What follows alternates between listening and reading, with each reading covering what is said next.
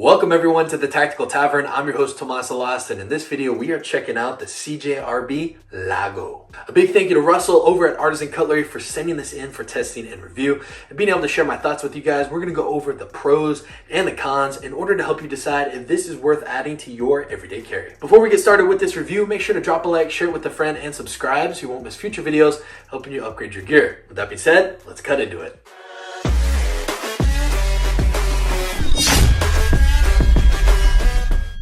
When I saw this blade, I'm not gonna lie to you, I thought it was a little bit ugly. Now, when I got it into my hand, that changed. I fell in love with the curves, and it is so dang ergonomic. This thing melts into your hands, and it just feels like a workhorse. This blade comes in with an overall length of 8 inches, so it certainly has a nice size to it, and it weighs in at just 4.4 ounces. It's partly due to some of the skeletonizing they did in the handle. The blade comes in with an overall length of 3.4 inches, and it is comprised of ARRPM9 steel.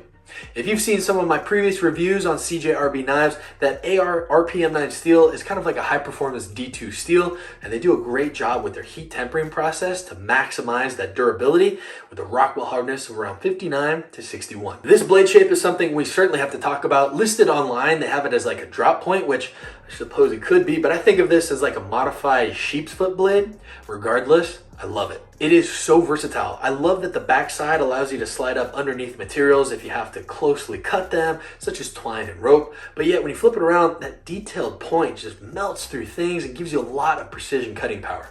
This is also extremely sharp because the blade stock is only 0.105 inches, so it definitely comes down to a very thin edge, which just melts through materials.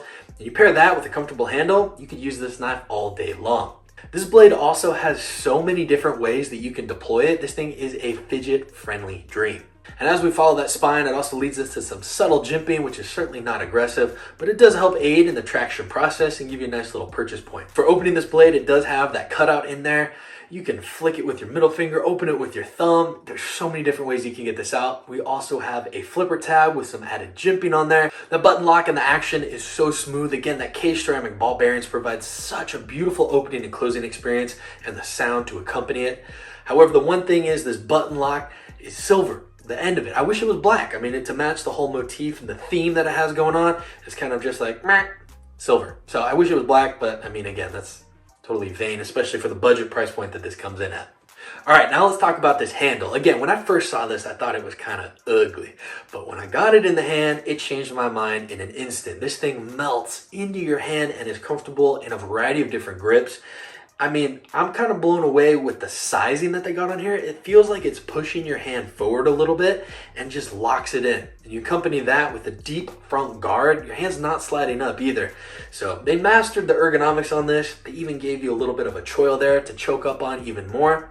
It also aids in the balance point because it just lines up perfectly. Well done, CJRB. This blade could certainly handle some light duty outdoor tasks like carving to get a fire going, but I really think this is best suited for an everyday carry workhorse blade that you can use and abuse and just really get into it with, especially with that downward point. It's kind of like a utility blade in a compact package. Carrying this around for whatever you need it for is that deep carry pocket clip that's black. Thank goodness. And it's also reversible. So any lefties out there, you can certainly carry this and operate it with either hand. The CJRB Lago has certainly won me over and is one of the most fidget-friendly blades I have picked up in a while.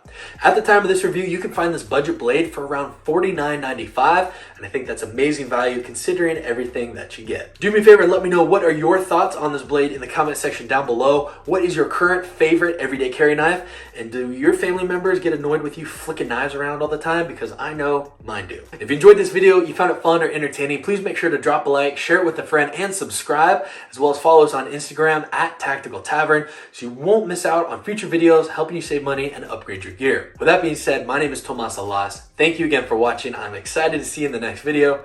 And remember, be prepared, be practical, stay tactical.